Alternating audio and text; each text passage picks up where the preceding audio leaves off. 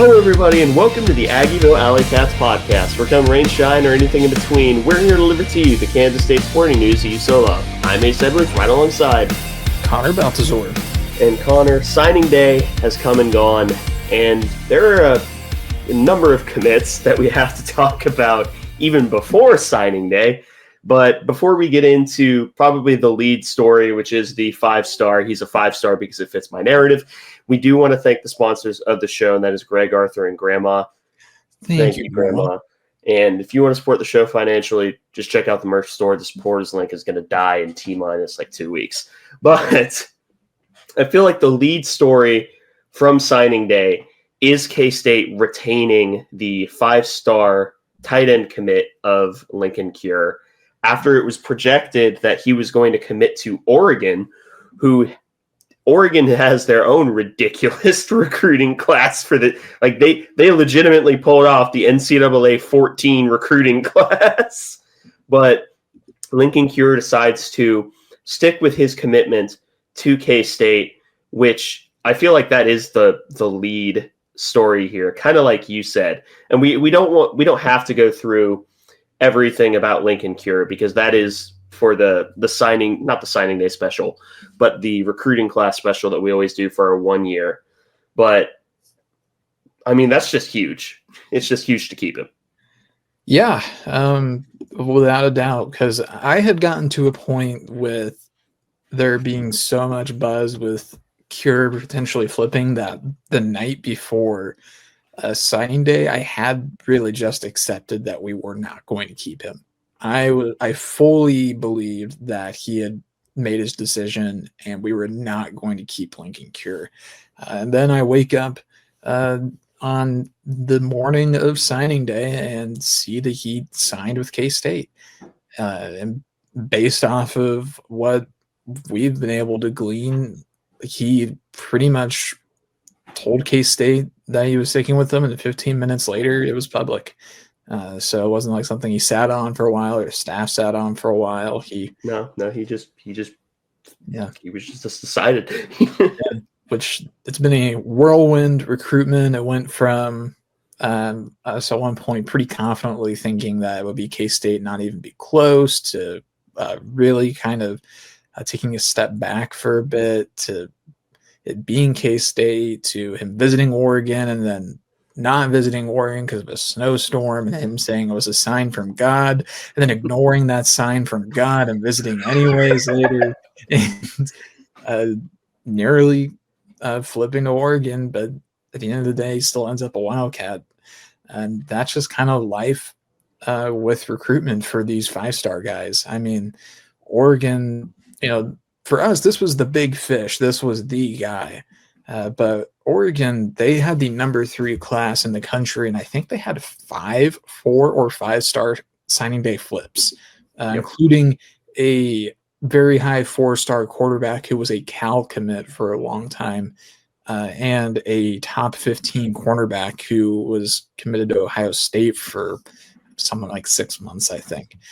So, I mean, Oregon was still very, very, very busy on signing day outside of Cure, and ultimately losing Cure was, for them, losing the cherry on top, whereas for us, it's keeping the crown jewel of the class, which that's kind of how it's always been for K-State, but K-State is finally really elevating recruitment to a point where I think there's a pretty solid argument that this is, at least on paper, the best recruiting class K-State has ever had. Or at the very least, is the most talented, I think, particularly when you break down people's film. And there's a few prospects in this class that I really can't wait until we do the rankings, because it's just going to be absolutely brutal on the cutting room floor, because there's really just a ton of guys in this class that could be top 5, and there are 26 people in this class. And JoJo Scott not getting his 4th star is still one of the biggest tragedies of this class to me. I think there's still I think we're still due for one more update, I think, post signing day, when everybody's state is all wrapped up. I don't know for sure. Plus there's a couple of guys in here that actually haven't even gotten initial rankings yet. But we'll wait and see. I'm not holding my breath on JoJo Scott getting a 4th star, and at this point, frankly, it's fine, and it'll be better for the narrative later when he's all Big 12. So, yeah. But that's the biggest story. But we also have 6 other commits to go over for the K-State Wildcats. 2 JUCO commits, and then 4 high school guys, including 3 flips, technically. But we can start with the first of the commits, and that is a JUCO wide receiver by the name of J.D. Davis, who has a very similar facial structure to Dylan Edwards. But he's 6'1", 160, and he's a JUCO transfer from Trinity Valley Community College. And the thing that impressed me most about J.D. Davis is he just screams prototypical deep threat. And I know that he didn't have any other Power 4 offers. And I'm not going to he is very much a project in terms of true route running, because right now his skill set is basically go deep, make the occasional contested catch, which that's a very solid skill set to have. If he doesn't develop past that, he'll be a perfectly fine like number 3 or number 4 wide receiver. But I think that he could be a lot better than that, because he already has 2 things that are very, very difficult to teach. And that is speed, because you literally cannot teach that. And then a collection of different release packages, which is normally the most difficult part of route running, is breaking the press and getting off the line. And J.D. Davis is able to do that at a very high level immediately. So he just needs to put on a little bit more weight onto his frame, because right now he is 6'1", 160, and that's probably a very generous 160. But I think that J.D. Davis has the potential to be at most like an honorable mention Big 12 guy, and at least a semi-reliable deep threat for K-State, which is something that they haven't really had as of late. Yeah, I was pretty happy with the J.D. Davis pickup here. I mean, it wasn't like the world-beating, like most incredible pickup of all time, but I think it's a solid enough pickup, particularly for a receiver room that, with a handful of exceptions, has really seen pretty limited development. And the entire tenure of Chris Kleiman, Malik Knowles, but even then he was wildly inconsistent until the second half of his senior year. And other than that, Jace Brown, I suppose. Hopefully Trace Bivey, but that's still a bit wait and see at this point. But J.D. Davis, I'm very intrigued by him. I think that he does bring a lot to the table. I think he moves really well in space, which sometimes for these burner guys, they're not so agile, not so good at making people miss. They're just more straight line guys. But J.D. Davis has a bit of both to his game, which is good to see. That he has a bit of versatility there. So if the route running can be developed, like Ace is mentioning, then he actually really could be a really reliable weapon for K-State. Yeah. And if there's one person that I genuinely do trust to develop route running, it is Matthew Middleton. Because if you look back at the film, just the difference between year 1 route running for specifically Keegan Johnson, who wasn't an amazing route runner coming in. He was more of like a true playmaking guy. Like the difference is night and day between year 0 of Keegan Johnson at Iowa, year 1, and then year 2 of this year.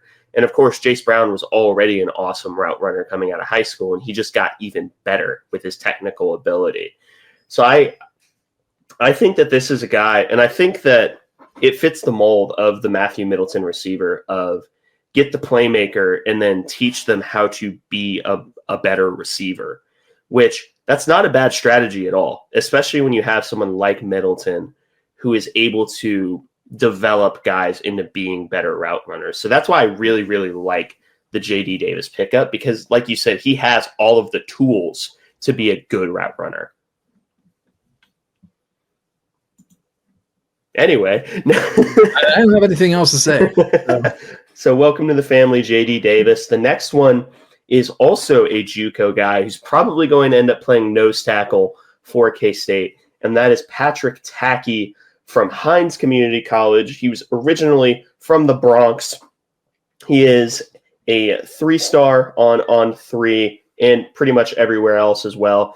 6'6", nearly 300 pounds.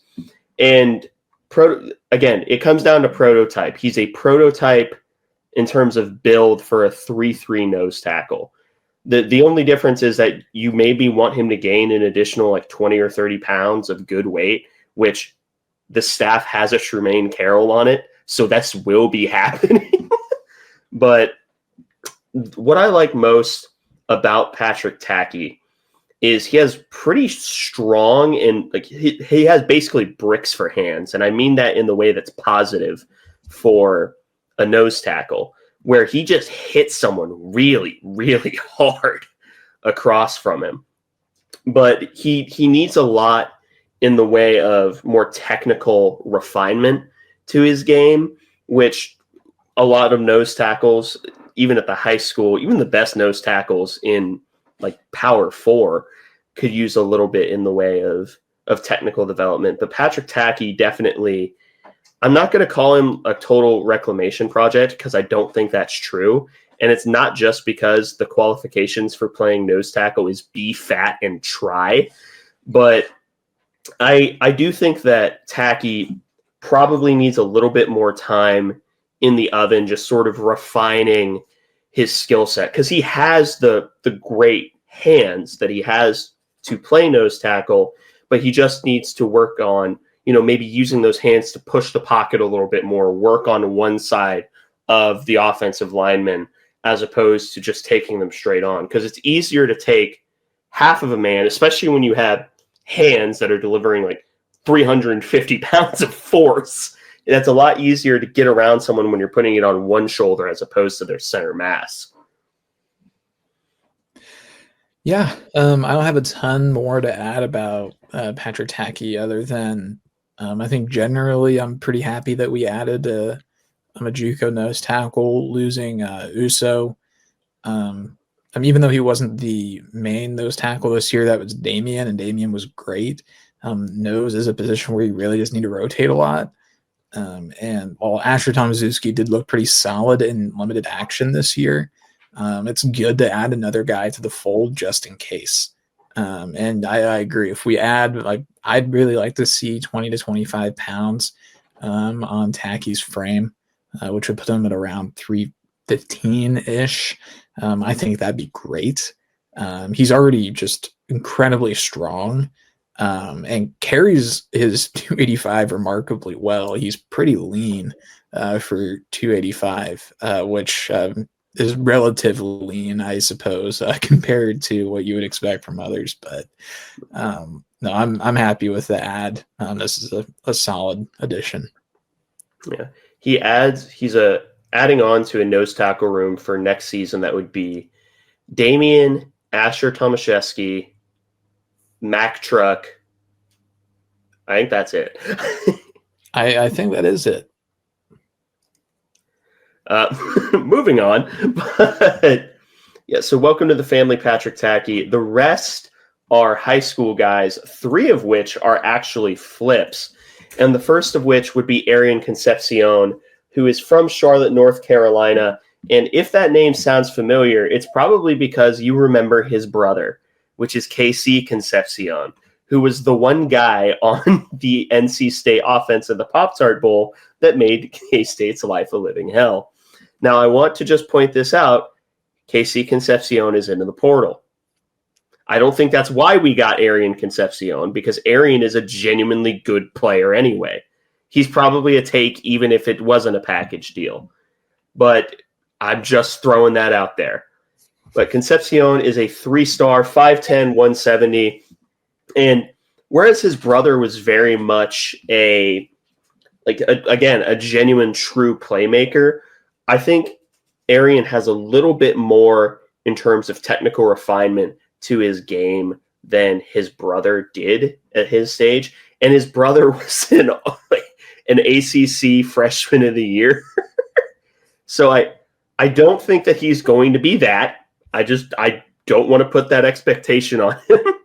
But I do like a lot of what he is able to bring in terms of technical refinement to the receiver position. He reminds me a lot of Jace Brown coming out of high school.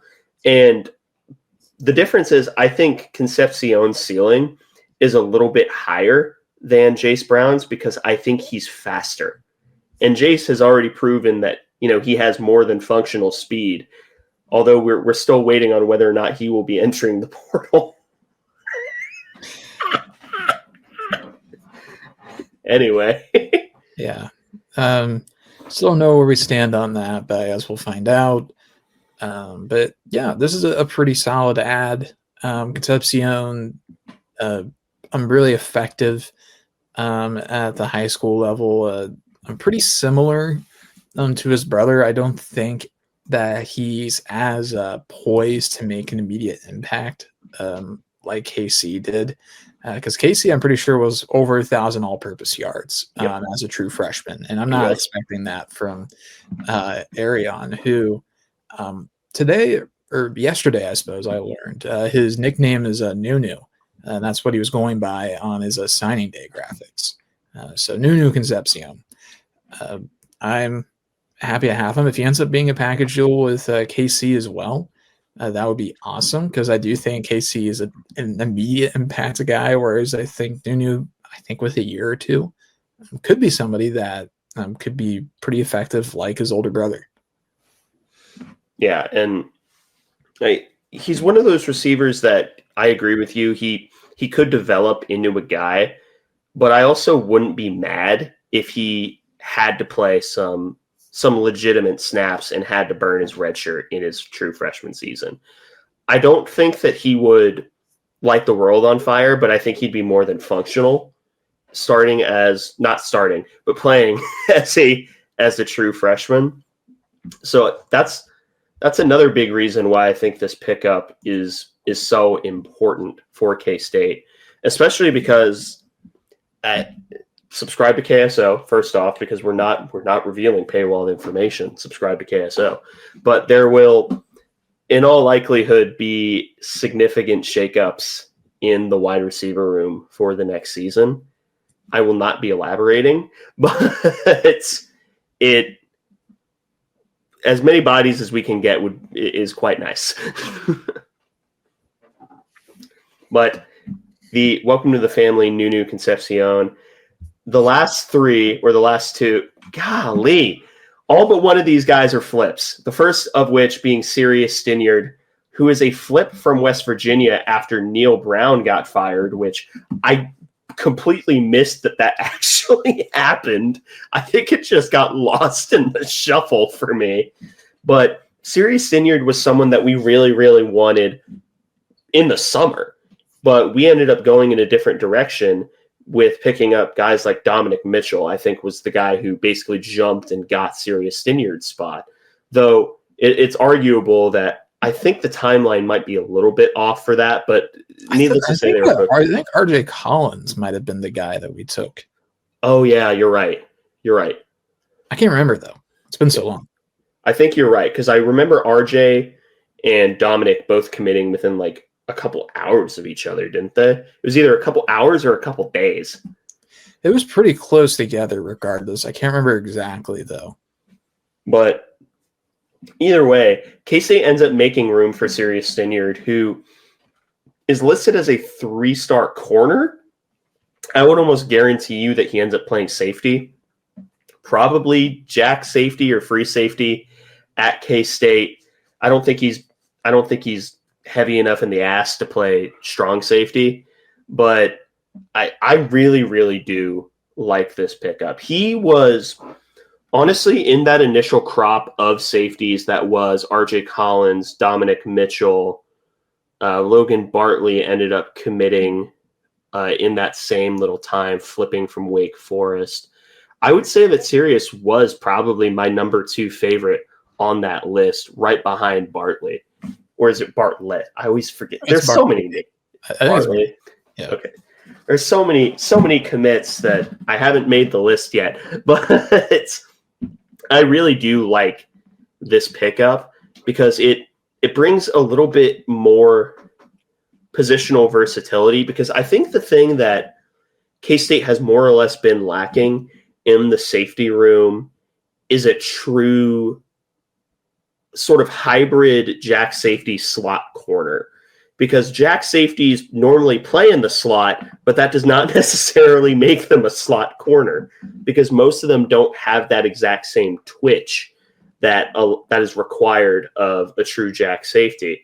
If you want an example, look at Jordan Riley. But and Siegel played free safety, but he rolled down, neither here nor there. But I like Sirius Stinyard because he's able to blend both of those skill sets really, really well in a way that I don't think we have seen from what K-State has deployed as the jack safety in the Kleiman era, outside of maybe Russ Yeast, Louisville, Kentucky. Yeah, I was really happy to get Stinyard back, because he was another guy that I really wanted before he committed to West Virginia. But we lost him, and I kind of just gave up on that. But weird things happen in recruiting all the time, and he decommitted. And even though we do have a really full safety room this class, I think that he's a guy that you make room for, because I really do think that he's an immensely talented defensive back, even though you've got, I think, a really great crop of safeties in this class, because RJ Collins is, I think, going to be really great. Noah King, I think, has the potential to be the best of the group. Sirius Stinyard, I think, is going to be really great too, and so is Logan Bartley. He's already kind of there. He might play as a true freshman. Dominic Mitchell, I didn't mention, but honestly, I think he could maybe even move down to Sam. I think that he might be the next guy in that pipeline. Not the safety to Sam to the portal pipeline. Yeah, he might end up like Dez, though, because Dez was a safety. And Dez is now actually good. So, yeah, I do like the pickup. I don't think we're at risk of Sirius moving down, but but it is a really good pickup. So welcome to the family, Sirius Stinyard. The next one is a flip, technically, from, I believe it's James Madison, and that is Dylan Villarreal, who is an interior offensive lineman, probably going to end up playing guard or center at K-State. 6'3", 295 from Forsyth, not Virginia. That is a G, Georgia. And the thing that impresses me most about Villarreal is people his size should not move in the way that they do. He's just so light on his feet laterally in a way that's you honestly see more of from tackles than you do a bunch of guards. And I guess that makes sense, because I believe there's quite a bit of film of him playing tackle as well. I think he played both guard and tackle. But I really that was the first thing that just blew me away. It's like, oh, damn, like, oh, he can move. Like, oh, word.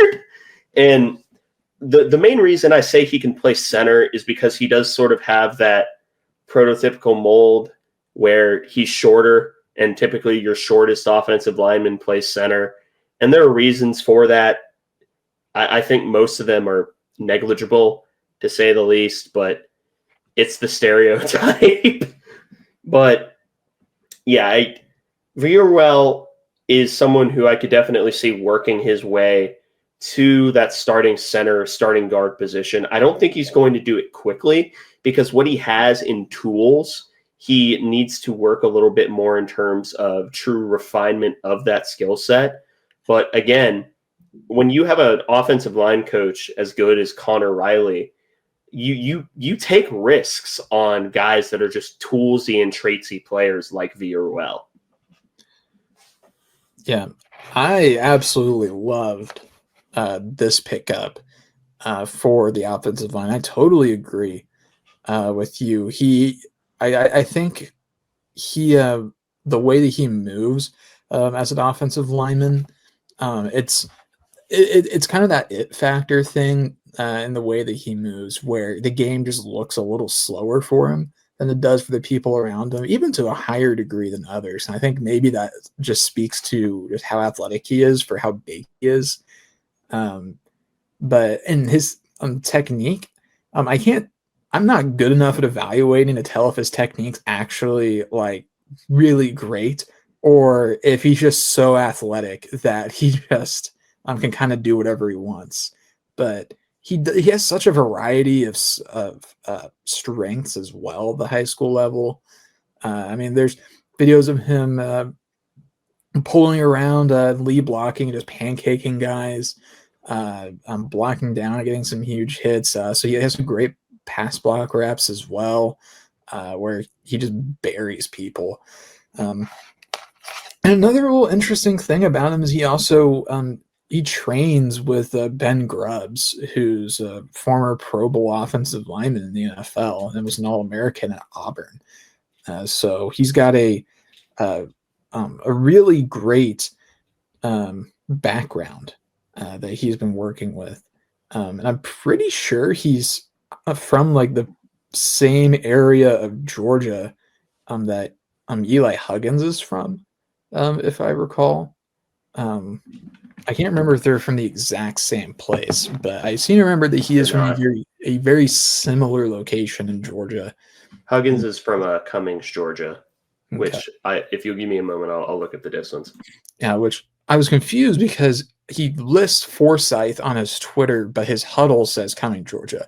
So I don't know, maybe he moved, or maybe they're like the same place. Maybe they're like suburbs of each other or something. But I was really excited watching this film because it really felt like we got a steal with Dylan. I'm surprised it didn't have more Power 4 suitors, honestly. It's about an hour and a half drive between Forsyth and Cumming. Gotcha. But yeah, so he probably moved, and I agree. Like, this is one of those guys where I think some teams are, especially in the age of the portal, are more scared to take the risk on the tradesy players, because why go for the tradesy guy who you are taking a coin flip on when there's a guy that you could theoretically pay, granted 5 or 6 times as much with the same traits who has proven production. But K-State is always going to be a developmental program, which is why the portal will always scare the crap out of me as a K-State fan, because that's sort of been the MO of K-State, is taking guys and developing them and making them the best player that they can be. And that's why I feel so good about the Villarreal pickup. So welcome to the family, Dylan. And the last commit, but certainly not the least, is Larry Porter IV from Raytown, Missouri, which is actually, I think I spent a few years of my very young life in this area. In fact, I did spend a few years in Raytown in my very young life. Don't go to Raytown, but just don't go there. It's not worth it. But this one may take up the mantle of, wait a minute, how is this guy rated so low? He may take that mantle from JoJo Scott, because if you look at his film and you look at his stats, you're like, wait a minute, this is 4.5. This is 4 bordering on like high 4-star tape and stats as a receiver, especially when he, 6'1", 185, legitimately great speed, legitimately great ball skills, solid enough route running for a guy coming out of high school. I mean, I don't understand how he has gone unrated, and it's only granted a high 3-star on 3. And I also don't understand how his only offers were from K-State, KU, and a bunch of FCS schools. Huh? Yeah, I completely agree with you. And this is a good transition in as well from Dylan Villarreal, because this is another guy where you look at him and you really just don't understand how he doesn't have more in the way of Power 4 offers because he's legit and he was competing at a pretty high level in the Kansas City city football awards, the Simone Awards. I think he got second place for the top receiver in the Metro, only to I think Isaiah Mosey, who I'm pretty sure is a 4-star prospect in of himself. And I guess there's a pretty convincing argument that Porter maybe even deserved it. But yeah, he had a huge season this past year. In 10 games, he had 92 catches, 1,410 yards, and 18 touchdowns, which I normally don't like to fixate on high school stats because they're just so variable and they don't always tell the full story with everything, particularly at the high school level, just because competition varies so wildly. But he was playing some pretty legit competition being in the KC Metro. So this is very high level production against some pretty decent comp. So, I mean, and Ace, you put it well too, where he has a lot of really translatable traits that you just look at what he's doing and you can just see him doing that on the field. And he's, I'd say, one of the first wide receivers in a while, or one of the few, I should say, in a while, where I look at him and think that he's somebody that could force his way into some early playing time, because I really think he's that good. And this is an absolute steal, I think, for K-State. And frankly, from being on the Missouri side of the border, just shocking, borderline malpractice that Mizzou did not offer him. Pretty surprising there. Yeah, especially since Eli Drinkowitz sort of took Chris Kleiman's entire flow for the state of Missouri, where he really wants to lock down the state of Missouri because for some ungodly reason, Missouri has a bunch of football talent. I think it's mostly in the St. Louis and KC area just because of the high concentration of private schools in those areas. But Larry Porter IV, I'm going to say it. He is more underrated than JoJo Scott. And I still think that JoJo Scott deserves his 4th star. That just tells you the kind of level that Larry Porter IV is. So LP4, the only receiving prospect that I think even comes close to the level of excitement that I had for him coming in is Trey Spivey. And I think Trey Spivey in my recruiting rankings was like my 4th favorite player in the entire class. And that class had Avery Johnson in it. Yeah. So, ridiculous stuff. Yeah, this was I think he was also the last commit of the class as well, because he announced his commitment on signing day, but he wasn't a flip. It was just a really late commitment between K-State and KU, and K-State ended up winning out. So recruiting wise, wrapping everything up with Larry Porter, I really don't think signing day realistically could have gone any better for K-State. And it's a complete emotional whiplash as well from how the last month of the season went to really having an absolutely phenomenal signing day for K-State that ends up giving K-State one of its best recruiting classes ever. I think maybe its highest rated ever. It is their highest rated ever. Yeah, which K-State on 3 comes in at 38, I believe. On 24/7, they are 35th, which still isn't incredible. But in life after 12-team playoff with SEC and Big Ten dominance, that's really good. Because there's not a single school. There's not a single school outside of the SEC or Big Ten that got a consensus 5-star. Yeah. So that's the world we live in. Granted, it's not too different from the world that we used to live in. I guess it just feels different now that Texas and Oklahoma are also in the SEC, so we can't even hold on to that. But no, this is a fantastic recruiting class for K-State. And there's one thing that the staff has proven regardless of how things have gone on the field or even in other areas, they can absolutely evaluate talent and they can get it to K-State.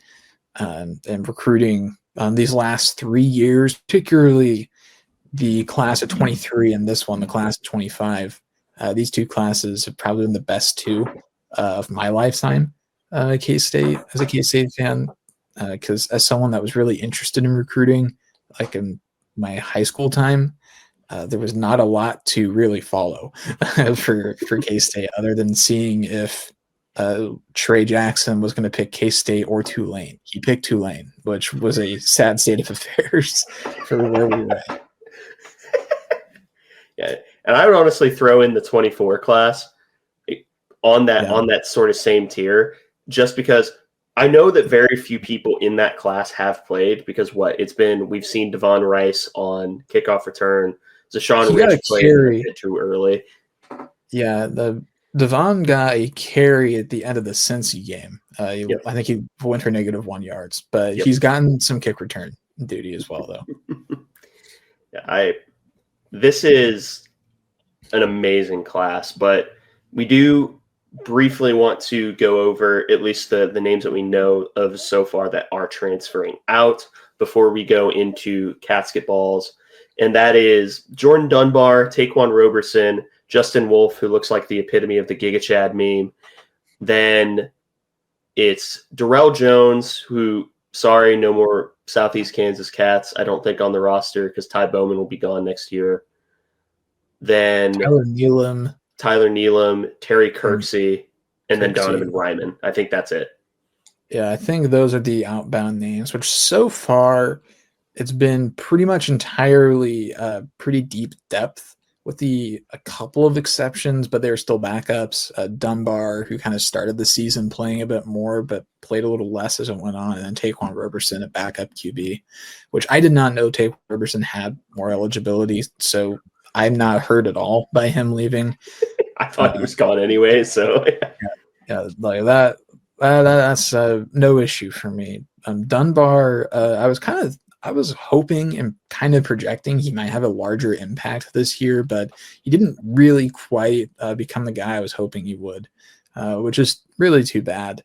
But other than that, I suppose I should say that I'm not really shocked by many of the guys that have left so far. There hasn't been like a big dagger yet so far. I'm still bracing for it because it's still early. In fact, I don't think the portal's even officially open yet. It's just guys saying they're going. I think it opens the 9th. Yeah, I think you're right on that. But I'm so far, K-State hasn't had to endure any significant harm. But regardless, this is going to be a very different looking roster next year. It's probably going to be almost a third new guys, because 26 guys in this recruiting class. And then add in probably a decent haul of transfers. But we're going to have several seniors leave as well. And then we'll probably have to push some guys out as well, because we're going down to the 105-man roster limit. So there's going to be a few guys that are forced out. Yeah, which is going to be a shame. But this isn't the time nor the place to debate the 105. We can do a different, probably a Knights in the Ville episode about debating the 105. I was going to say that is some perfect summertime filler right there, is complaining about stupid rule changes, which we should have done one about 2-minute timeout running clock last summer.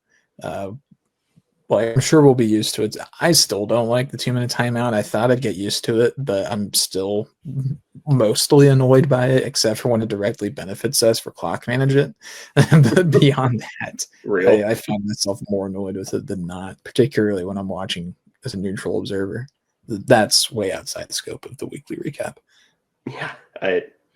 But all in all, great signing day for K-State. And now we can go into both of the Catsketball teams, and we are going to breeze past both of them because most of this is old news, and also we don't want to sit here for an hour and a half. So we'll start with, honestly, the one game that matters for the K-State women's team, and that is the unfortunate loss up against Duke, 73-62, where no one was able to watch this game.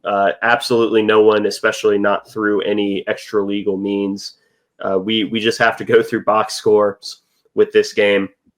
And K-State started off this game really, really well for the first 5 minutes. And then the rest of the game, it just felt like Duke was farther ahead than they actually were. And I think the majority of that comes down to the fact that, yes, we stopped Delaney Thomas, who's one of the best players in the country, only held her to 10 points. But then Ashlyn Jackson went 12 of 19 and dropped a 30-burger on us. So that's not really how you want to lose. But Duke is a legitimate top 15, top 10 team. So I can't be too upset about the loss. I can be upset about losing because someone dropped a 30-burger. Yeah, this was a game where somebody just got hot at the worst possible time for K-State. Ashlyn Jackson just absolutely went off on this one. And then you throw in K-State turned the ball over 18 times in this game. That is a recipe for utter disaster. And it's just a pretty poor showing. Again, we started on an 11-0 run, and I was fully expecting us to dominate and jump to number one and be given the national title next week because everybody else forfeits because they're afraid of us. But the rest of the game was an abject nightmare for K-State. I think Duke ran a press that we just could not get around, which stop me if you've heard that before with K-State. But yeah, had to happen at some point, happened way earlier than I was hoping, but pick up and you move on. Yeah. Kennedy Taylor had a good game, though. 11 minutes, 13 points. And that was coming off the bench. And then, of course, Yoki got her 16. And Yoki will become a very important story in 2 games. Yes. But you move on. And then the next game in the Bulldogs Classic was the third-place game where K-State mollywopped DePaul 92-66. Not really a whole lot to say other than, of course, Yoki dropping 23 because, Yoki getting a double-double, just Yoki things. Yeah, that's just what she does. I mean, nothing particularly shocking there. Another double-double in this game as well for Serena Sundell, 15 points and 11 assists, just 1 turnover in that game. So a wildly efficient game for Serena Sundell. At least on the final stat line, did go 0-5 from 3 and was 7-19 from the field, which isn't incredible. But double-double with an 11-1 assist to turnover ratio, you kind of let the rest of it slide, particularly when you're winning by 26. So, yeah, you take those as they come when you win. Then K-State, speaking of beating the crap out of a team, K-State beat Central Arkansas, the Sugar Bears, by the way, 86-39. Who didn't score in this game? I mean, yeah, there's going to be a bit of an echo in the room for the next 3 games because they are all pretty similar. Sugar Bears is a very weird nickname for a team. I think that's just extremely odd, and I think they should change it immediately. But beyond that, Zai Walker, she had a really fantastic game. She had 9 points, 7 rebounds, 5 assists, and 5 steals. So she came up with a very, very rare 5x4, which you do not see too often. I'm pretty sure all 5 of her steals were in the first half as well. Mm-hmm. A remarkable game for Zai Walker. And yeah, everybody that got in the game scored at least 2 points. And Serena Sundell led with 17. So back-to-back 17. No, she had 15 the previous, I think. Back-to-back 15-plus point games for Serena Sundell. I'll just make it easy. Yeah. To me, the other big note is Terrence Sides going 5 of 8 from 3, with 4 assists and only 1 turnover and somehow fouling 4 times. But I don't know what that's about. But I think Taryn's role on this team is probably going to be sharpshooter, at least for the time being, because I think that we've sort of shown that we're content with letting Zai and Serena be the primary ball handlers. So Taryn's sides is, and I mean this with all due respect, her role is to be a pest on defense and then shoot the 3 ball, which is a very important skill set. So, yeah, that's it for this game. Sugar Bears. But the next game is the one where K-State ends up Ayoka Lee ends up breaking the K-State all-time scoring record up against Eastern Illinois. The Panthers, K-State ends up beating them 90-43 because, again, cool. But I think you were at this game, weren't you, Connor? I was at this game. Yeah. K-State dominated, but Yoki made us wait until the second half to beat this because she was being pretty consistently triple teamed on the block, and if she wasn't being triple teamed, it was a double with somebody shading to come and block the pass because they were absolutely aware that she was very close to the scoring record, and they wanted no part of that whatsoever because they did not want to be in K-State highlight reels for the next 100 years. And I can't say I blame them, and they really did try everything. And they even had a player that I think was 6'4", 6'5", who wasn't able to fully contain Ayoka Lee, but with help was able to slow her down. To their credit, but Yoki was just too much, particularly once the shooting got going for K-State. We just kept hitting outside shots. They had to, in the second half, start to dedicate resources elsewhere. But Yoki finally got that moment. We got a dead ball, and they had a video prepared, and then they subbed her out. They had a bunch of stuff all ready to go for Yoki breaking the record. They had like multiple graphics and video with Wecker and saying congrats. So yeah, pretty incredible moment when that happened. I've now been present for both of Ayoka Lee's notable records. So I was there for the 61-point game as well. I was almost not because it was the day after the lost to KU in Bruce's final year. And I didn't feel like going, but you were there as well. I was. Really. Yeah. So we both got to witness history that day, but now Yoki is, I think, pretty well cemented her status as the GOAT, I think. I think she's the greatest of all time for K-State women's basketball. I don't think it's really close anymore. Maybe it's close. There's been some pretty good women's basketball players, but I think that she solidly has the title.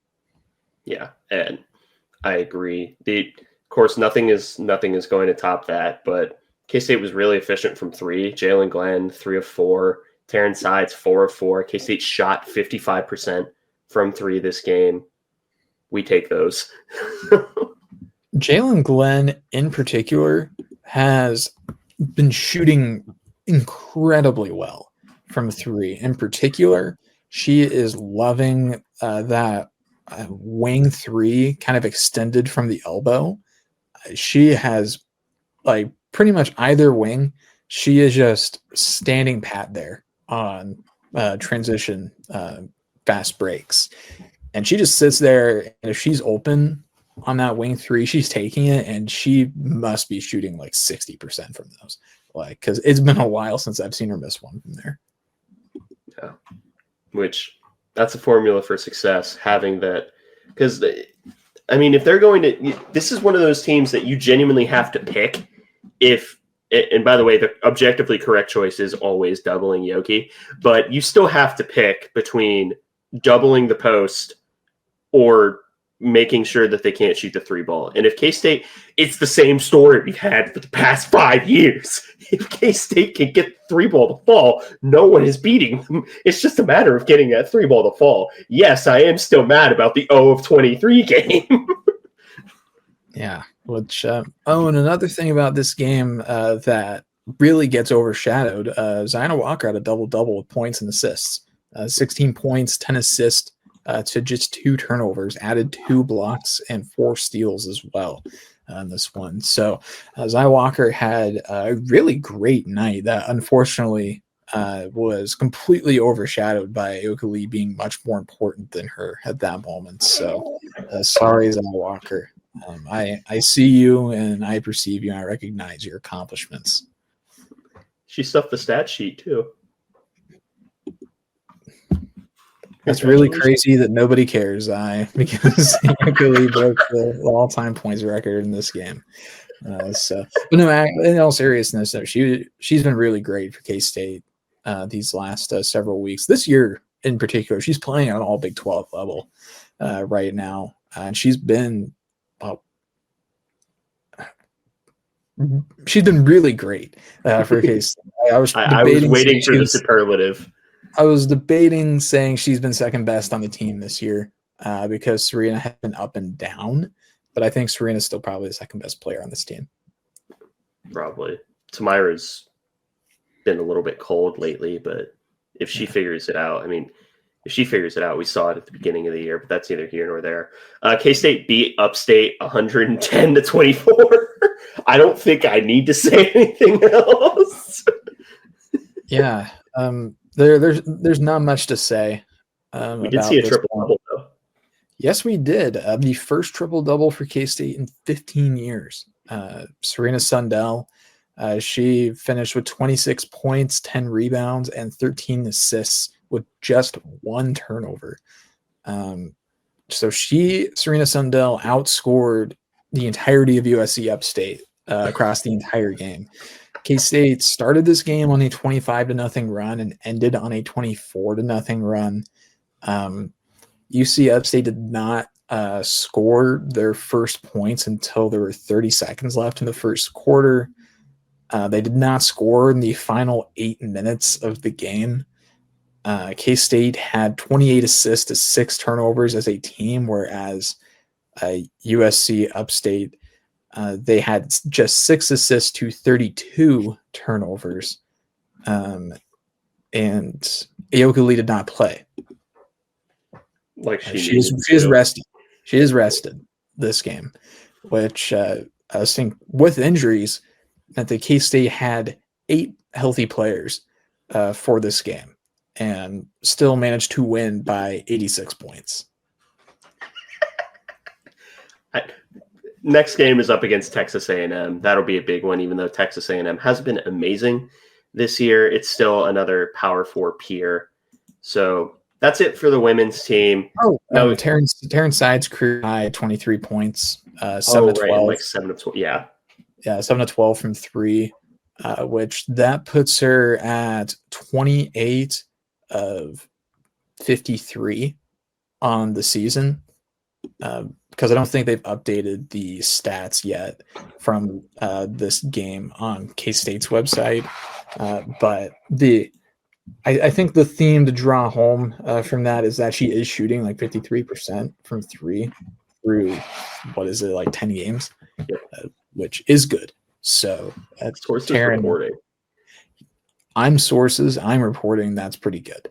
And so not a lot to take from this game other than K-State just really didn't have to do all that, and they did anyways. Yeah. But now moving on to the men's team, only 2 games to cover for them. The first one was the 3rd place game in the Paradise Jam up against Longwood, which sounds like a D's Nuts joke, but I promise is a real university. K-State ends up winning 80-64, and this is a game where Coleman Hawkins decided to contribute, which I feel like is going to be the leading story, or at least he contributed in, scoring, because he's, to his credit, he has been pretty solid in every other category. this season. He actually got a double-double this game with points and rebounds.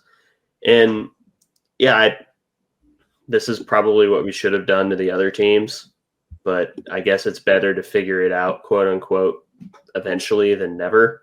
I'm still not entirely sold that this is entirely a figured-out team, but I think they are capable of out-talenting other teams. Yeah, that's kind of where we stand right now, I guess, is out-talenting teams. But yeah, Coleman, this was definitely his best game on the year from just an all-around perspective, finishing with a double-double, threw in 5 assists, a couple blocks, and 2 steals. This was a really good game for Coleman Hawkins, and I'd like to see him build on that. It doesn't have to just be scoring. We saw him make some really great passes in this game, including just like a touch pass late that ended up turning into very easy points for K-State. So if he can keep that up, that'll be really good. I don't have anything else. Do you have anything else? Nope, nothing else. All right, K-State also beat University of Arkansas Pine Bluff, former home of Marquise Noel, 120-73. Yeah, they dominated them. Achor had 21. Dave had 17. Doug had 18, and David Castillo had 17. Cool. Yeah. We were up by 30 at half, 63-33. Pine Bluff scored 40 in the second half, which I think a lot of that was we really stopped trying on defense because we wanted to try and break the all-time points record, which we did do. We broke it by 4, I think. And just about everybody scored in this one, with the exception of Spencer Bain, who did attempt 2 threes and did not make them. Taj Manning even scored in this one. But, yeah, this was just complete domination. Doug McDaniel had a double-double in this one, the first one of his career, 18 points, 10 assists, 4 turnovers for him, so a good game. But yeah, for the first time in what feels like a long time, we dominated a bad team in the way that we were supposed to. Defense still needs a lot of work, but the shots were falling in this one, which it was great to see. So this is how we should have played against Mississippi Valley State instead of kind of playing with our food in that one. But this was exactly what we should have done against a bad opponent. And I'm not going to take too much from this game other than it was definitely fun to watch. Yeah, it's always good to dominate a bad team, especially when you watch that not happen for a while. Yeah. But that's pretty much it for this weekly recap. We covered a lot in less than an hour. So do you have any final notes? We'll cover the new soccer coach some other time. I was about to say that, but then no, I have nothing to say. No. All right. Well, we'll talk about her, I don't know, next week. But for now, thank you all for listening to this episode of the Aggieville Alleycats podcast. If you want to follow or contact the show, you can follow us just about anywhere at Aggieville Alleycats. And if you want to email us, we're AggievilleAlleycats@gmail.com. If you want to follow us on a more personal note, I am at ACEdwards00. I am at Connor Bachelor, capital C, capital B. And if you want to support the show financially, please be sure to check out the official Aggieville Alleycats merch store found in our podcast and Twitter bios. But most importantly, thank you all for listening to this episode of the Aggieville Alleycats podcast. Where come rain, shine, or anything in between, we're here to deliver to you the Kansas State sporting news you so love. Stay safe, Alleycats.